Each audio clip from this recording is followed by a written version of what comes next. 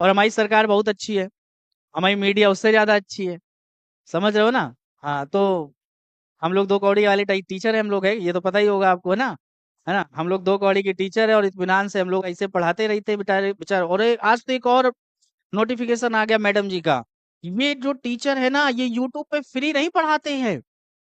ये, हाँ, ये बेटा ये डायरेक्ट पैसा नहीं लेते हैं, ये तुम्हारे व्यू से पैसा लेते हैं। अरे मैंने कहा दादा, क्या चाहती हैं हम भैया? ये लोग समझ में नहीं आ रहा ये चाहते कहाँ है। इनका मुद्दा चले तो भाई साहब टीचर पढ़ाए ही ना, हैं? अब देखो, समझना मेरी बात को, यूट्यूब पे हम पढ़ा नहीं सकते, क्यों? हम वहां से बच्चे कमाएंगे, वही बच्चों से हम पैसा वसूल रहे हैं इनडायरेक्ट फॉर्मेट में। कोचिंग हम पढ़ाए नहीं, क्योंकि कोचिंग से भी हम पैसा वसूल रहे हैं।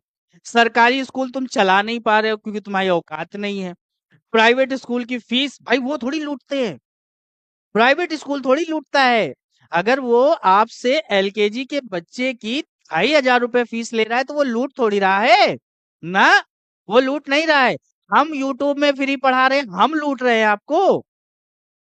लेकिन जो भाई साहब बहुत बड़ा विद्यालय है, जो इनके अंडर गाइडेंस में चलता है, इनके मंत्रियों के नाम पे चलता है, वो विद्यालय भाई साहब अगर आपसे एलकेजी के एक बच्चे के 2,500 रुपए महीना और एडमिशन के टाइम पे 40-50 हजार वसूल लेता है, वो अच्छा है।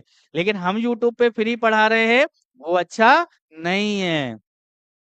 हमें तो समझ में नहीं आता सरकार बेटा उल्लू है या भाई साहब इनके जो चौथा स्तंभ है ये उल्लू है, भगवान कसम। कुछ समझे में नहीं आता हमको, पूरा सिस्टम बिगाड़ के ध्वस्त करके रखा हुआ है।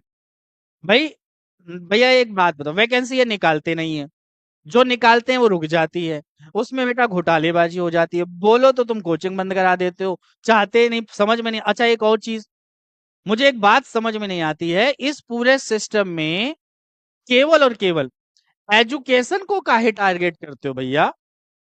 एजुकेशन के अलावा और भी तो सेक्टर है,